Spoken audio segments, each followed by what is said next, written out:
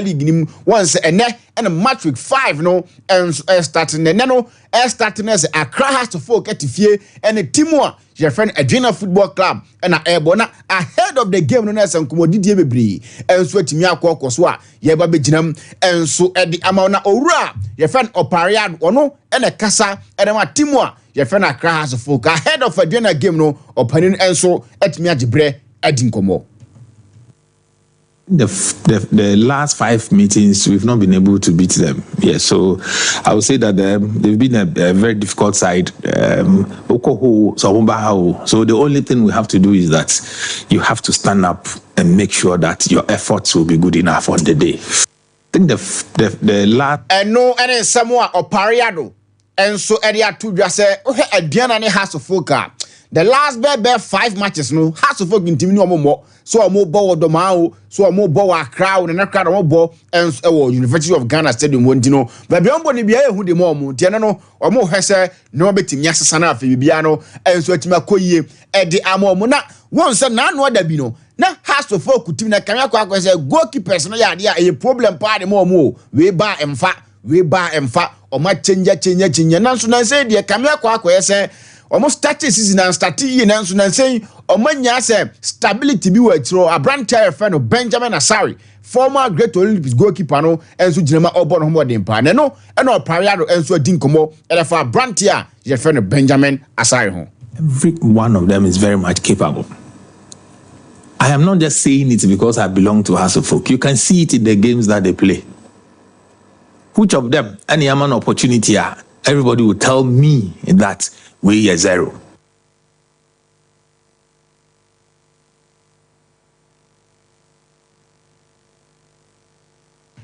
Indeed, and only someone Opariado and so etimidi to Jawe ya brana odin komo at the far has to folk players are more and so etimia ba o cheche muze obia capable say or share has to folk JC na obetimia ye na afi wotimia bon homoden amanoma and so etimi atoto to deeper and so etimi e de ama team your friend Accra has to folk na on goalie your friend Asari no or can same say and the fan ho. Excellent purchase.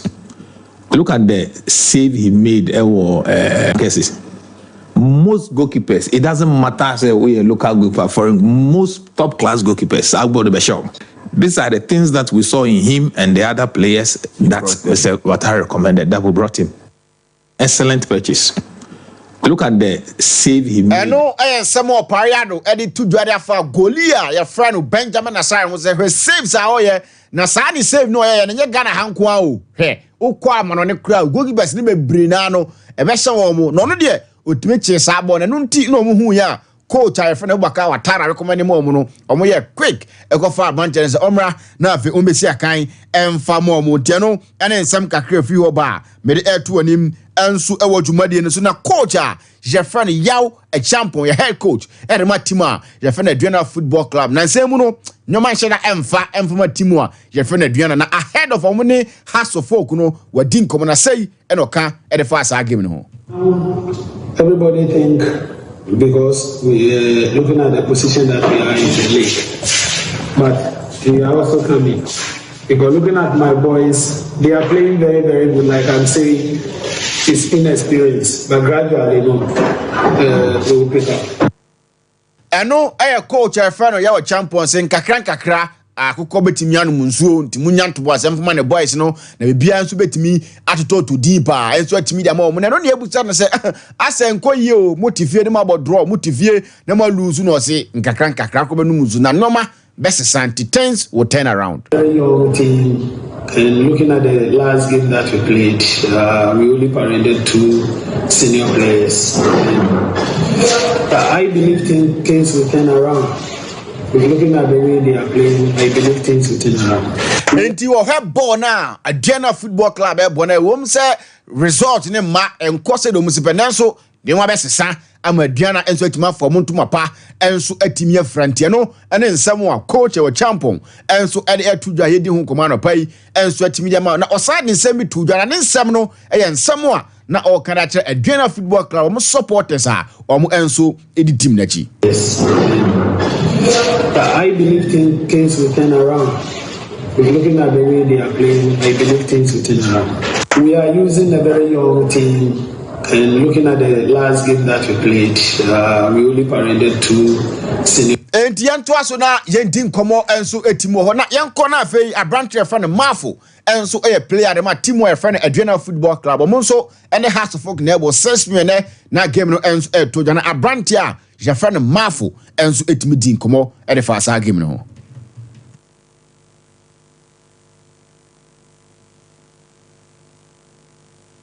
Yebe na yatimi enso atimi apesa voice no because our voice no ho aduana mafo on a has game no obehwe na watimi enso e de atoma bibia enso atimi akokoso enso atimi onti yento aso na yentimi din komo enso e ho na nanse mu de timu a meaning say everything is hard work and determination because to me no meaning say adebia we bia no uyeli ya utraso abapa because meaning say the hard work and determination and never lead me to say meet me aji go kina na say meet me nje but meaning say bibia wona go kina dey dey meet me aji go kina so na say ma fo kire mu no man shada mfa ma aduana bato no de obon homoden say bebo season na wie no na say de last 2 seasons abranche fe na bed na go tete ye na last season ya banko na ye no bebo wi na fe no so atimi age e de asini na so no ne nsam a abranche enso e de tudwaire ho nsam e de ma ya hwefo ne atiefo na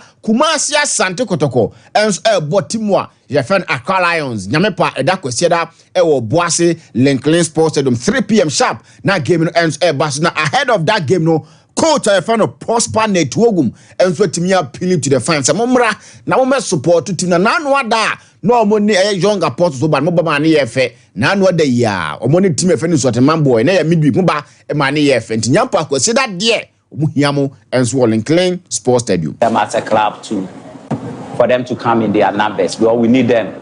Last time when we played home, they were here in their numbers. The whole place was full to capacity. Even today, being a midweek, they came in their numbers. We are very appreciative of that. We are appealing to them that on Sunday too, they should come and then support us. And as I always say, they should come when the going is tough.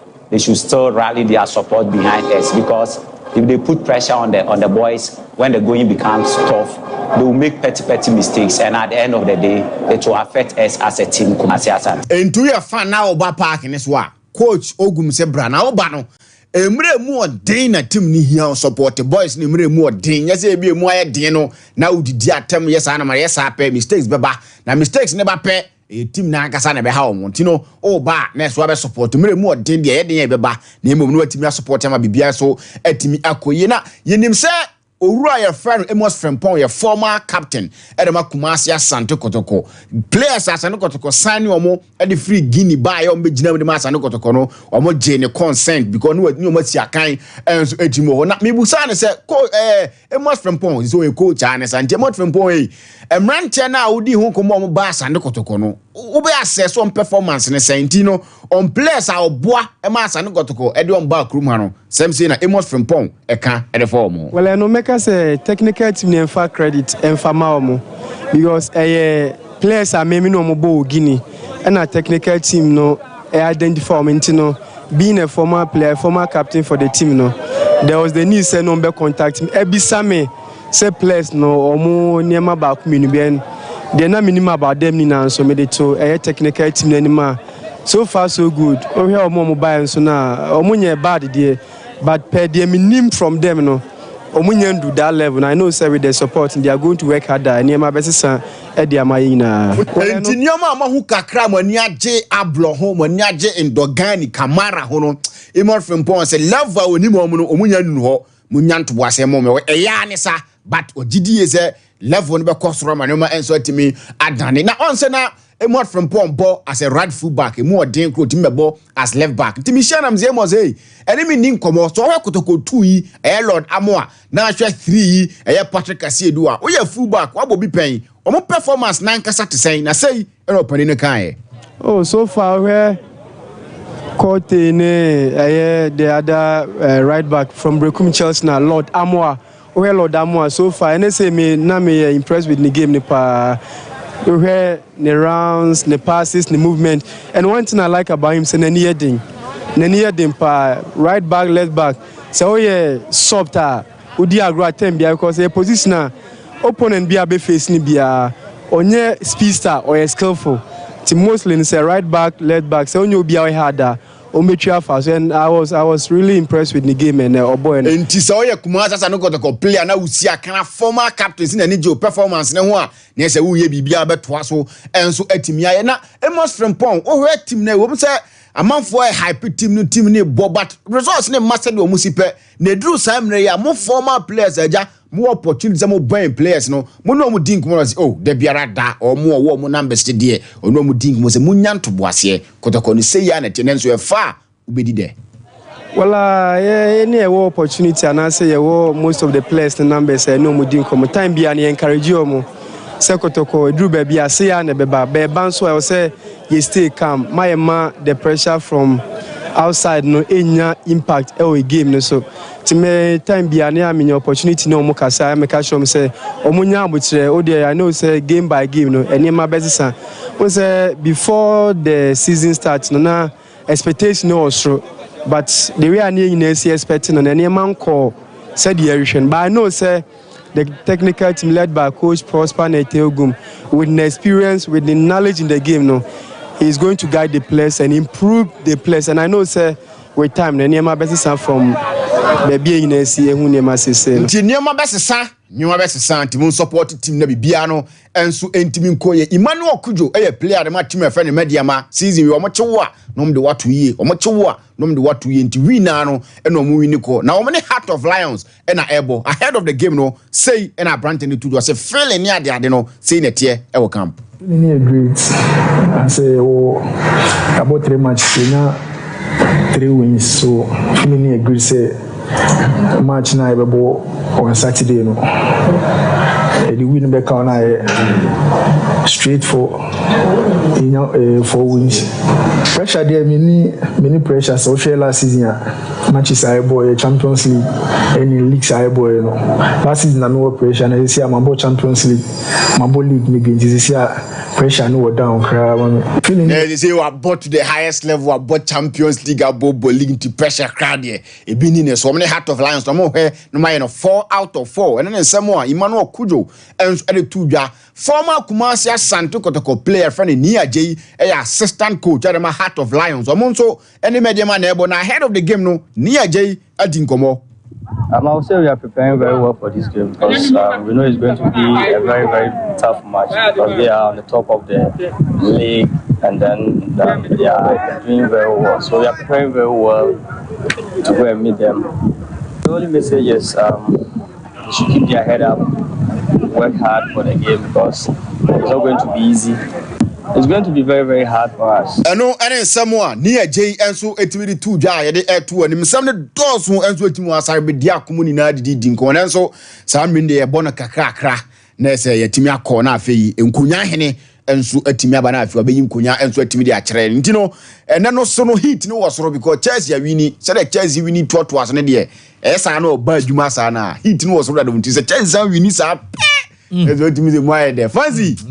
I normal. Is it just me not normal? Oh, normal. Hey. Last season, like a Pochettino as well. Me say, I'm a Champions League no bono. A due Tuesday, any Wednesdays. Say come on the Thursdays. I was one TV. Dabi. But previously, about 2-3 seasons ago, no, them fans about 3-4 seasons ago. So we to go Tuesday and Joe.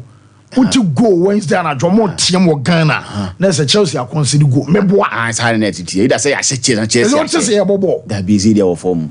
There's someone I'm be. Yeah. But be a PBR because Obia so a quay and as a quay. That's a quay so be ID. And we're entirely just a different second set. I know that was say the main Mamun Casa and your second team. I also one team. One team.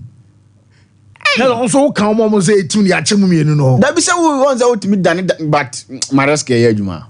Obi abananu ya marriage say what no 3 years ya kan we say na magic trophies me no. Ah waje fake up nti ono eh. Obani yan. No man you say kan. Nipa na yesi ko no. Baby binia God show.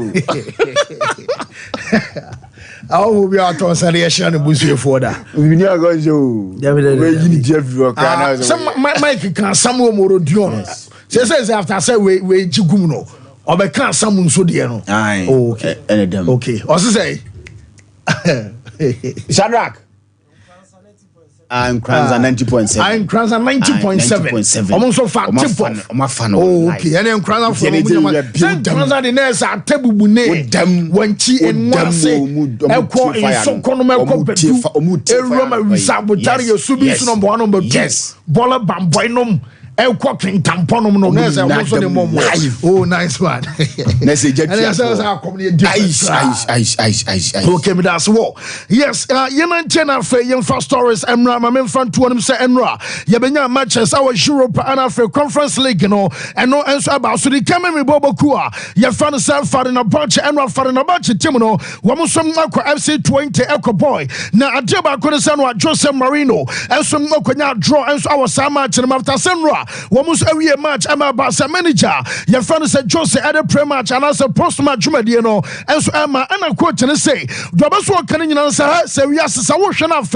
One so what kind of crowd drawn a Cobas and Ra, Wamusum Maya Cobas and Manchester Abobokono, Woman NHS and Farina Bunch, Ababo and Wache, Woman our Bawanum and Sabobokua. You found said 20 Ebonino, manager found said Jose say, or did he about Sunday, Wamuso drawn on Natchez and more than now, Jokas are drawn a more than Anderson, say, Ebia Boba or Bian so be a warden, and some only fear into the moment I was say, Ababa draw an sample, Yabel draw never say, be a Tima Sumasi, any Timo Brenton Ababanimum, Abacosum, our Sumasi Fiano, Yana Unimsaho, and a wool bar, also been our place, Nelson Hadia, was sent Bobo Craven Suffer in a bunty, woman Ababa Bebo, our fear, woman Ababa Leon, our fear, woman in Manchester United, Ababa, our fear, some matches in and some matches outdoor, and no a difficult games in tonight, so we were just a walk calculate some points, you know, what about you now quite way, no one your point, and some from Kofia, Abahad was Enra, Wabanian Centroni Baku as any panel, one of the net dollars come more, was a Centroni in the catch on to say, mathematically, Sakobasa for a bunty, and some 11 points are, one some other qualify for no dear. The most important and higher qualification now, I was suffering a bunty and your Enra after the game. Manager for said Josie and some Akasai. Our 8 matches were a difficult draw. Were a difficult draw because normally it's at home where you do more points, but at home we have to play Manchester United, Atletico Bilbao, and Olympique Lyon. So we also need to get some points away to compensate the difficulty of these matches. And this point today was an important point. Our 8 matches were a difficult draw. Were a difficult draw because normally it's at home where you do more points, but at home we have to play Manchester United, Atletico Bilbao, and Olympique Lyon. Yes, I know I am manager Fancy Jose Marino and our tenant Casuano, a den in some to China, pay switch in a fay, Yanko Anoita and Real Sociedad of Ye, woman some from a go up, Omobeluzu 2-1, and some other Antalata and Yamasoko Kema, and some other Bimana Deba Conas and Ra, supporters almost through Mukurum Archer, and some about way about a yes peno, I want to trust them, not Dominion and say. And Romo game about Omo Bawe na moye chese nipa kakre no mo boy no yesem omo to glass at the Kobabia am say players omo body ma Sociedad no answer so omo boy Europe na normally one time be obu man the wife and then kwata obu nso bia the girlfriend and bia ne nuanom ya na chese busuafo no Ataba Stadium ya locate baby adama safo no na yesi baby omo te ana supporters omo support Antalet no omo som ato aye glass at the your father says section I just bu akonya no bia no matom amotu nkonnwa womoto glass amani paba kwa no ensom ateba bia no mo no say and no me cross na chese see no ensom aye horrific essence of one ye won kwada bi won ma enwa na kwada no womu sumama and what mnadia tensa womu daso totune mapa and police one say sa and your muso munya bra ha onu kan no say police ya ba akonti masa and no police for the Britain and your Musomina Udia. First, me and Fire Club, power. Not just a police, but a body patrimono, and no just of course, and our west section, our social that. Mamusum stadium.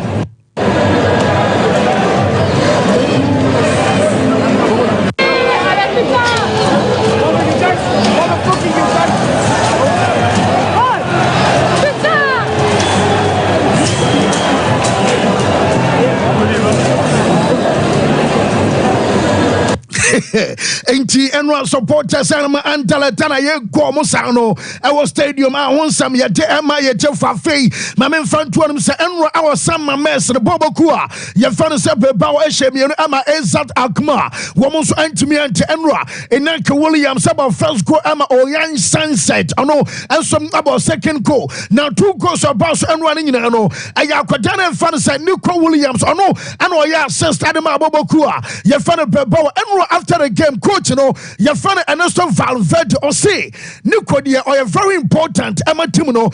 Now, Oba Ayabebo, Omo Timimo, Nasabia will probably a banner 1-on-1 or no, a fat defender the ball, a tata opponent, a Chisha J1-2, Tiaso, Nebio Danu Belcum, the Flower Tiane, Sio, Natas, Uchum, Amono, and some asset at Yamani teammate, and Nico Williams, or no, and a banner Sabia 1v1.